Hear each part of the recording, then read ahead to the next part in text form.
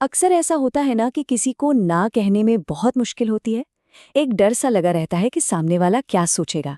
आज हम इसी ना के पीछे की साइकोलॉजी को समझेंगे और ये जानेंगे कि कैसे सही तरीके से ना कहना असल में सम्मान बढ़ाता है, घटाता नहीं। चलिए एक थोड़ी सी चुभने वाली सच्चाई से शुरुआत करते हैं। जरा रुककर इस बारे में सोचिए। ये वो बात है जो सीधे मुद्दे की जड़ पर चोट करती है।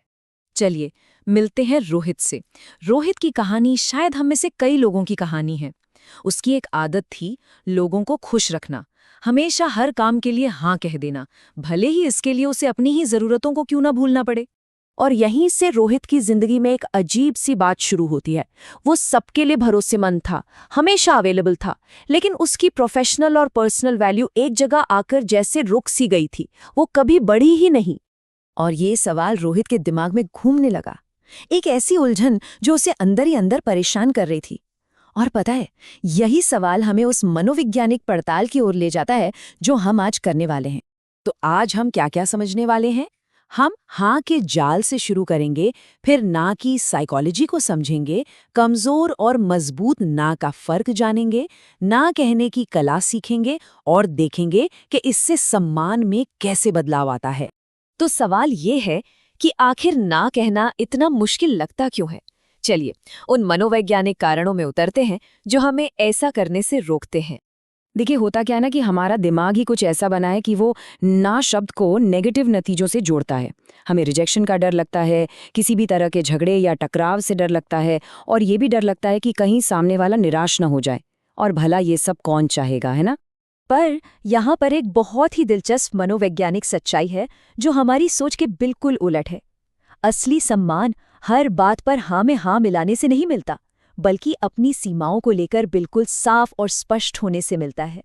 इसे कहते हैं वैल्यू डाइल्यूशन। सोचकर देखिए, अगर सोना हर गली नुक्कड़ पर आसानी से मिलने लगे तो क्या उसकी उतनी ही कीमत रहेगी? बिल्कुल नहीं। ठीक इसी तरह जब किसी की हाँ हमेशा हर किसी के लिए उपलब्ध रहती है तो अनजाने में ही उसके समय की और उसकी हाँ की वैल्यू कम हो जाती है। अच्छा, तो अब ये समझना भी जरूरी है कि हर ना एक जैसा नहीं होता।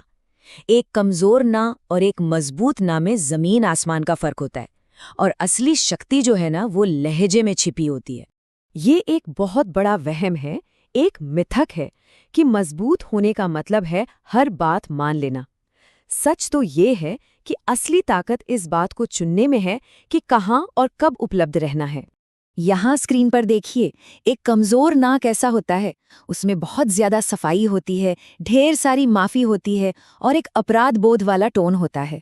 वहीं दूसरी तरफ एक मजबूत ना छोटा होता है, एकदम क्लियर, सम्मानजनक और शांत लहजे में कहा जाता है। याद रखिए, आपके शब्द नहीं, आपका लहजा आपकी शक्ति तय करता है।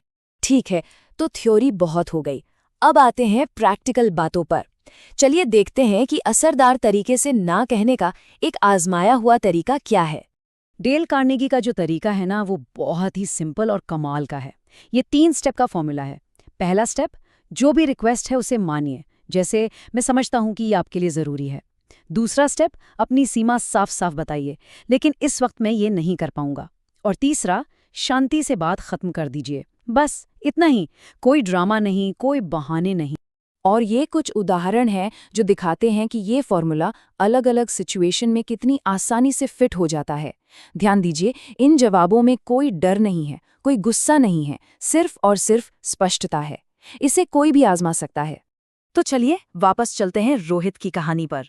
देखते हैं कि जब रोहित ने ये सब सीखा तो उसकी दुनिया कैसे बदली।